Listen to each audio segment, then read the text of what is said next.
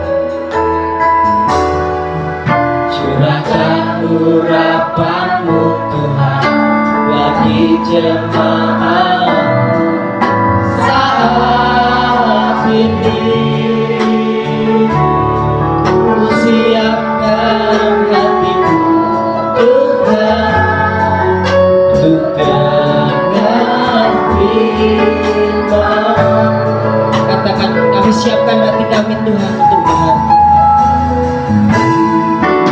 Siapkan hatiku Tuhan untuk dengar firman-Mu saat ini. Sujud menyembah-Mu Tuhan, masuk hadirat-Mu.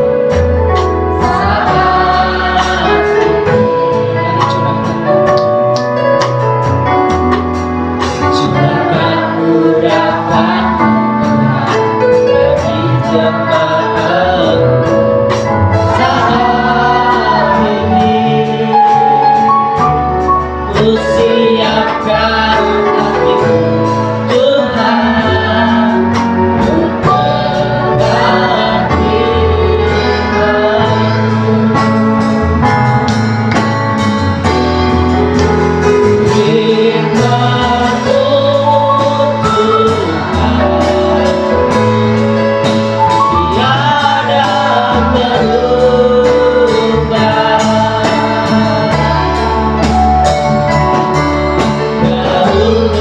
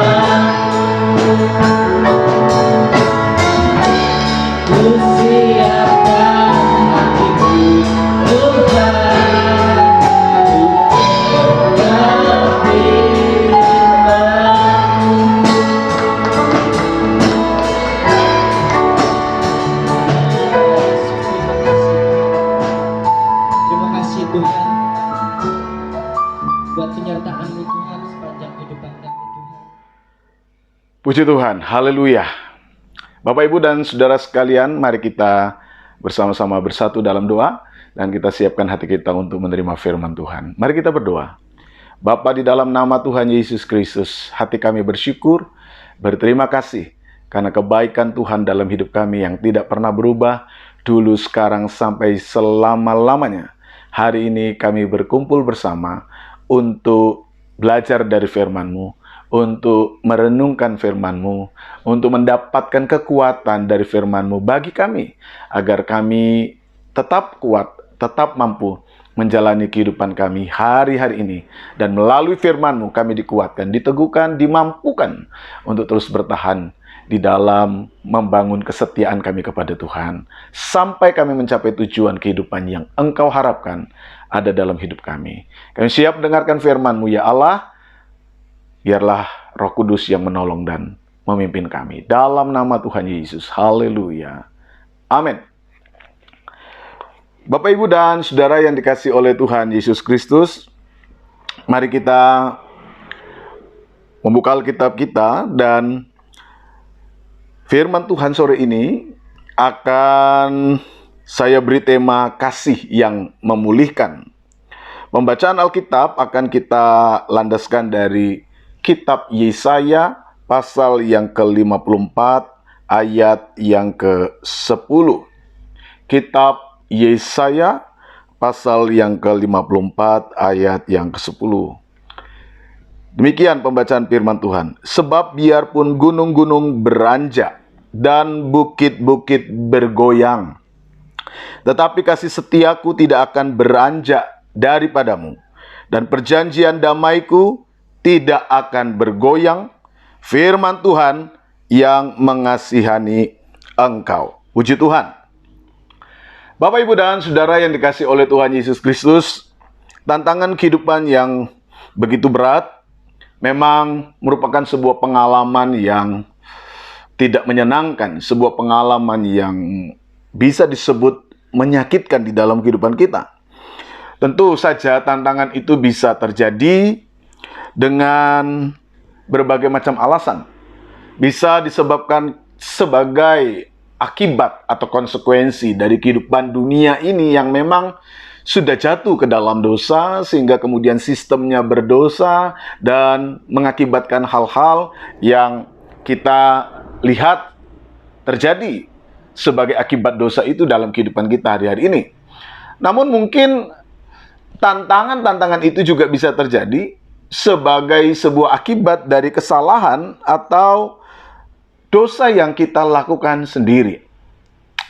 Tetapi terlepas dari apa penyebabnya, apa yang mengakibatkannya, sebuah kondisi yang betul-betul berat, betul-betul menyakitkan, tentu akan dapat membuat siapapun orangnya,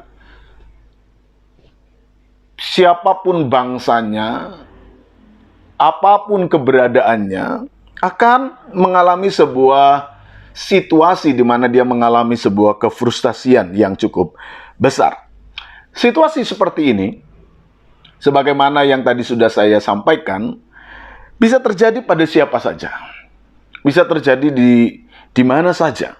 Dan dalam kenyataan hidup seperti ini, saudara, dalam keadaan yang berat hari-hari ini dengan berbagai macam pergumulannya, baik dalam sisi sosial, ekonomi, maupun politik, anak-anak Tuhan bisa saja mengalami sebuah kondisi sebagaimana yang diungkapkan tadi.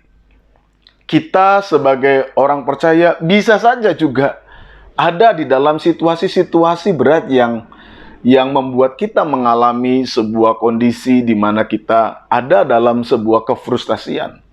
Kita merasa putus asa, kita merasa bahwa hidup kita ini tidak lagi memiliki pengharapan. Saudara yang dikasihi oleh Tuhan, di dalam kenyataan dan situasi kehidupan hari-hari ini, bagaimana kemudian sikap kita? Mungkin dalam keadaan hari-hari ini, tidak sedikit orang yang kemudian mengambil sebuah keputusan-keputusan yang justru semakin memperburuk kehidupan mereka. Mungkin juga banyak orang yang akhirnya menyerah di dalam keadaan-keadaan seperti ini dan mengambil sebuah sikap-sikap yang membuat kehidupannya semakin terpuruk. Saudara yang dikasihi oleh Tuhan, apakah kemudian sikap-sikap seperti itu adalah sebuah sikap-sikap yang seharusnya kita ambil? Jika tidak, dan kita menganggap bahwa keputusasaan dan segala yang berkaitan dengan respon sikap seperti itu adalah sesuatu yang tidak baik, apakah kemudian ada alasan? Apakah kemudian ada sebuah alternatif yang membuat kita pada akhirnya harus bertahan, mengambil sebuah keputusan-keputusan yang membuat kita bisa untuk bangkit dari kenyataan kehidupan seperti ini?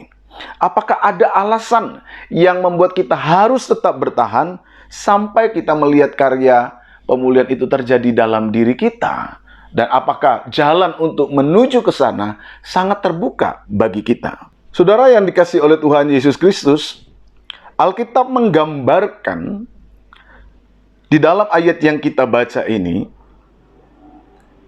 bahwa Israel yang mengalami sebuah kondisi keputusasaan digambarkan oleh Alkitab seperti perempuan mandul. Sebuah gambaran yang menunjukkan kondisi keberadaan hidup yang sangat terhina dan kehilangan harga diri. Perempuan mandul pada waktu itu seringkali dianggap sebagai perempuan yang ada di dalam kondisi keterkutukan, ya, seperti yang mungkin dialami Elisabeth, istri dari Zakaria, ibu dari Yohanes Pembaptis, yang juga awalnya di dalam Alkitab diceritakan sebagai perempuan yang mandul dan dia menganggap dirinya mengalami aib. Nah, situasi yang seperti inilah kurang lebih digambarkan oleh Alkitab di dalam pengalaman kehidupan Israel. Israel mengalami sebuah situasi di mana mereka seakan-akan tidak lagi memiliki harapan. Kenyataan-kenyataan hidup yang mereka jalani membuat mereka itu ada di dalam sebuah kefrustasian besar. Mereka mengalami kebuntuan dan suasana keputusasaan. Namun di dalam Yesaya pasal 54 ini, Alkitab melalui Nabi Yesaya menyerukan sebuah hasrat, harapan, kerinduan yang ada di dalam diri Allah terhadap kenyataan kehidupan umatnya. Nah, hal ini yang akan kemudian kita akan pelajari lebih sungguh-sungguh. Bahwa di dalam Yesaya pasal 54 ini, Allah menunjukkan kasih yang tak terbatas itu, ya, unfailing love di dalam kehidupan Israel. Kasih yang tidak pernah gagal, kasih yang tidak pernah dibatasi oleh apapun. Sebuah keadaan kasih yang tidak hanya sekedar dilandaskan pada kondisi-kondisi tertentu. Ayat ini disampaikan oleh Nabi Yesaya kepada umat Israel yang sedang mengalami situasi hidup yang terpuruk, putus asa, dan seakan-akan tidak lagi memiliki harga diri. Allah digambarkan di dalam Yesaya pasal 54 ini sebagai suami yang mengambil Israel sebagai istrinya. Sekalipun Israel digambarkan sebagai istri yang pernah membuat sang suami, Allah itu, mengalami kekecewaan dan akhirnya membuat Allah murka. Tetapi sekalipun di dalam ayat itu dijelaskan bahwa Allah murka, namun pada sisi yang lain, Allah tidak dapat memungkiri kasih setia yang ada di dalam dirinya, di mana kemudian ia pada akhirnya mengambil Israel kembali. Istri masa mudanya itu kembali kepadanya dengan cara menebusnya. Itu yang diungkapkan dalam ayat ini. Memang dosa mengakibatkan murka. Allah tidak bisa kompromi dengan dosa. Tetapi di dalam kasih yang besar, di dalam cinta yang besar, Allah memiliki hasrat agar Israel kembali kepadanya dan melihat segala kebaikan yang akan dinyatakan oleh Allah. Saudara-saudara yang dikasihi oleh Tuhan Yesus Kristus, di tengah-tengah situasi kehidupan hari ini, di tengah-tengah kenyataan yang berat di mana kita mungkin mengalami kefrustasian, mengalami beban, mengalami tantangan, mengalami pergumulan-pergumulan kehidupan yang begitu berat, dan seakan-akan membuat kita pada akhirnya berputus asa di dalam menjalani hari-hari ini, saya ingin mengajak saudara untuk merenungkan bagian-bagian dari ayat ini. Dan ada dua hal yang ingin saya sampaikan kepada kita. Bagaimana kemudian kita menyikapi kenyataan hidup yang berat ini. Apakah kemudian kita harus berputus asa atau kita mengambil sebuah sikap lain sebagaimana yang ingin disampaikan oleh kitab Nabi Yesaya di dalam pasal 54 ini. Yang pertama, saudara, pesan utama yang ingin disampaikan di dalam pasal 54 melalui pembacaan yang kita lihat secara singkat di dalam ayat 10 yang dilatar belakangi ayat-ayat lain di dalam Yesaya pasal 54 ini, Alkitab ingin menegaskan bahwa di tengah-tengah situasi di mana kita mengalami tantangan kehidupan yang berat, yang seakan-akan ingin membawa kita kepada sebuah sikap keputusasaan, Alkitab ingin mengingatkan bahwa kasih setia Allah tidak pernah berkesudahan. Kasih setia Allah tidak pernah gagal.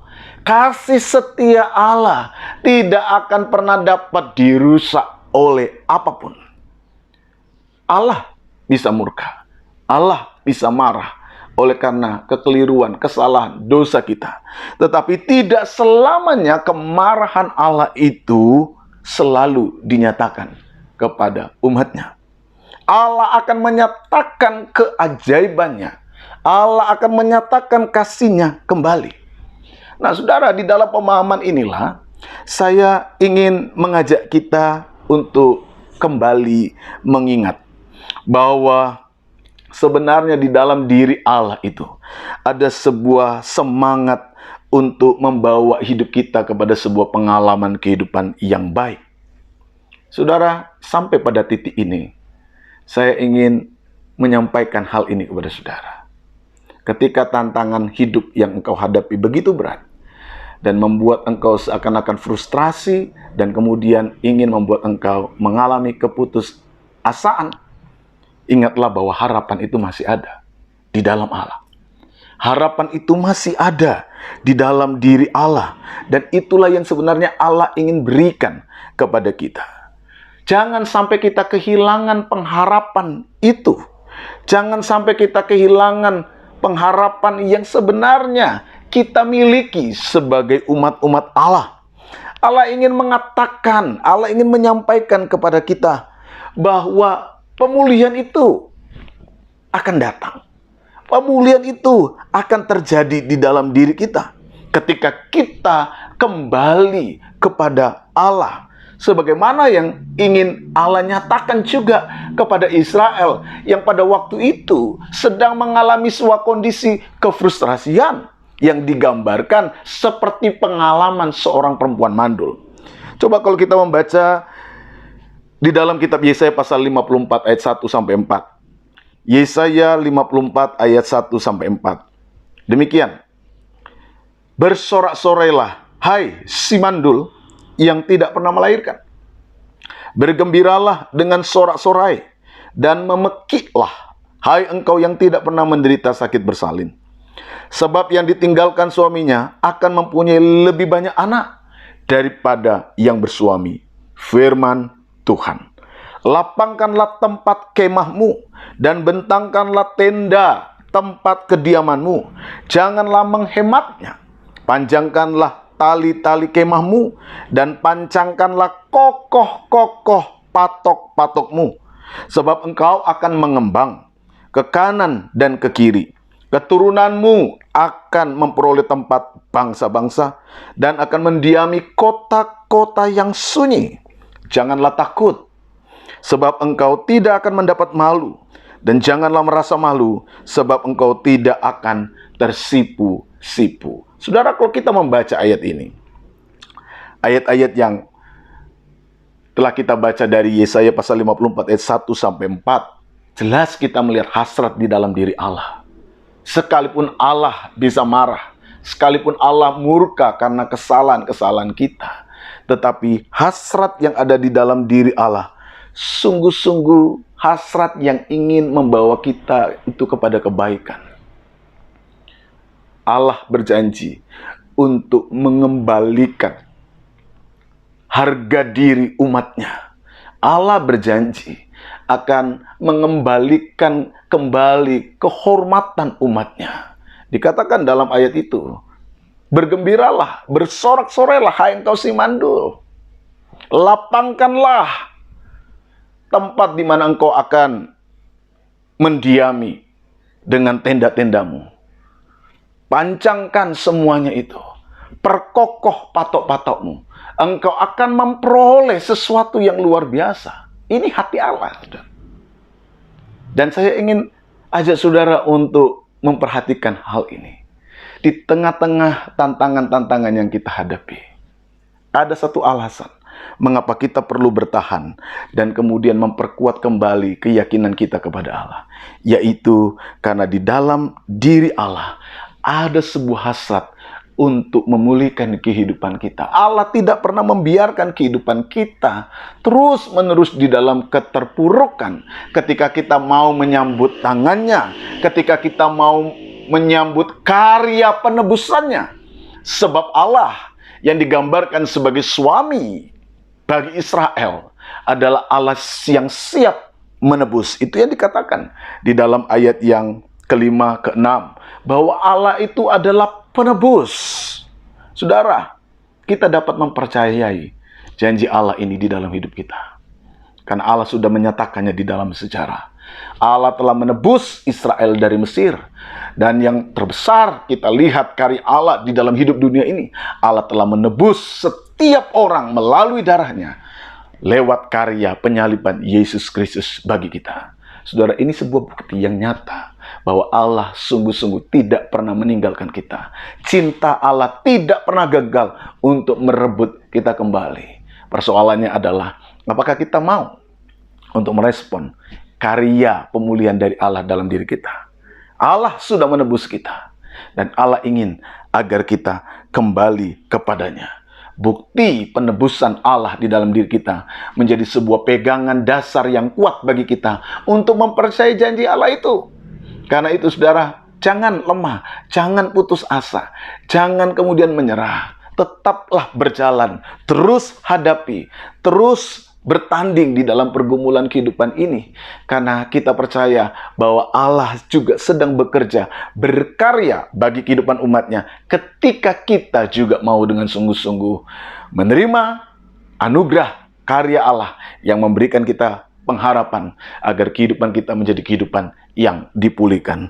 Hal yang kedua, saudara, yang ingin disampaikan oleh Allah kepada kita terkait dengan karya pemulihan yang Ia ingin kerjakan adalah bahwa kita harus tetap pada akhirnya menghidupi perjanjian Allah.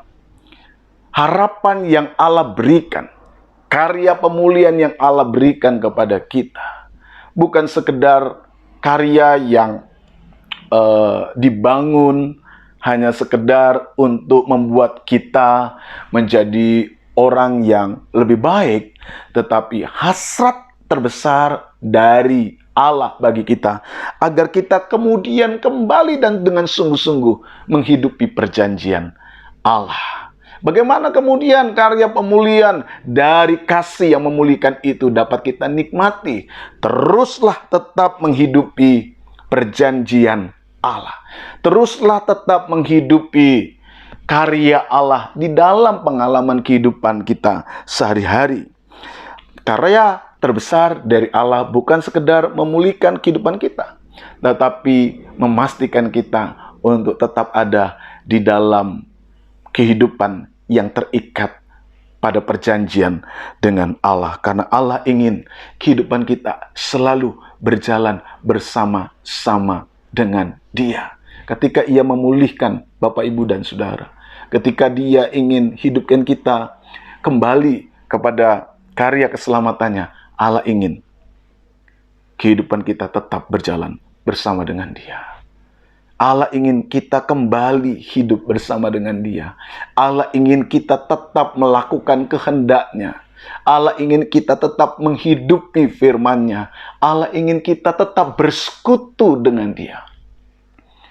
Dan wujud-wujud dari persekutuan dengan Allah, itulah yang kita wujudkan dalam tindakan kehidupan kita sehari-hari, dimanapun kita berada.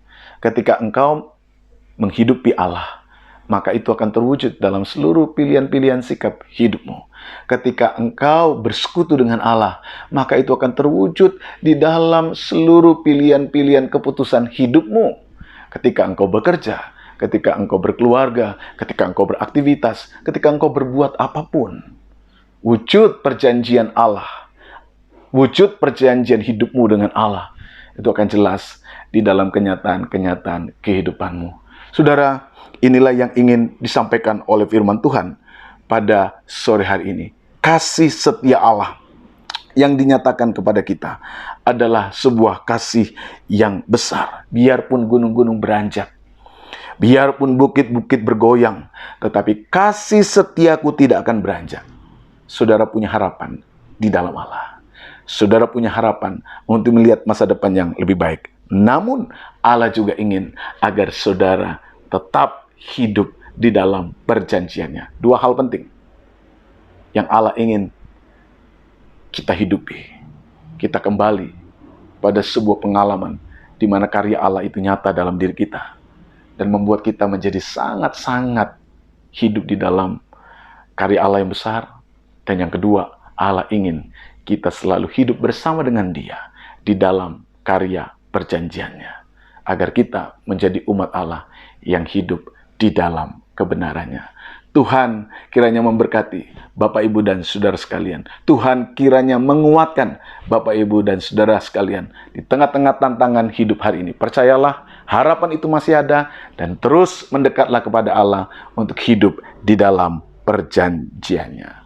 Tuhan kiranya memberkati Bapak, Ibu, dan Saudara sekalian. Mari kita berdoa. Bapa, di dalam nama Tuhan Yesus Kristus, kami sudah mendengarkan firman-Mu. Dan kami percaya bahwa firman-Mu itu ya dan amin. Tidak pernah berubah. Dulu, sekarang, sampai selama-lamanya. Tetap sama. Kami sudah mendengarkan firman-Mu. Bahwa di dalam Engkau ada harapan. Di dalam Engkau kami mendapatkan sebuah kesempatan untuk melihat karya pemulihan itu dalam hidup kami. Namun kami percaya bahwa apa yang Engkau kerjakan adalah bagian dari rencana besar-Mu agar kehidupan kami senantiasa ada di dalam perjanjian Engkau, ada di dalam perjanjian Tuhan. Dan karena itu, berkatilah kehidupan kami untuk senantiasa memiliki harapan dan melihat bahwa harapan itu nyata di dalam karya penebusan Tuhan Yesus Kristus. Terima kasih buat firman yang sudah kami dengar. Terima kasih buat kekuatan yang sudah kami dapatkan. Dan biarkanlah firman-Mu terus bertumbuh, bekerja, berbuah dalam hidup kami. Berkati setiap anak-anak-Mu yang sudah mendengarkan firman-Mu. Teguhkan, kuatkan, mampukan mereka. Dan biarkanlah mereka hidup di dalam kasih setia Tuhan. Terima kasih Bapa di dalam sorga. Sebentar kami akan menutup ibadah kami sore ini. Dan kami mohon tangan berkat-Mu turun atas kami sekalian. Saudaraku yang terkasih, terimalah berkat Tuhan. Kiranya anugerah damai sejahtera dari Tuhan Yesus Kristus, kasih Allah Bapa dalam persekutuan Roh Kudus, kiranya menyertai kita sekalian hari ini sampai selama-lamanya dalam berkat nama Tuhan Yesus Kristus. Haleluya. Amin. Tuhan memberkati Bapak, Ibu, dan Saudara sekalian. Haleluya.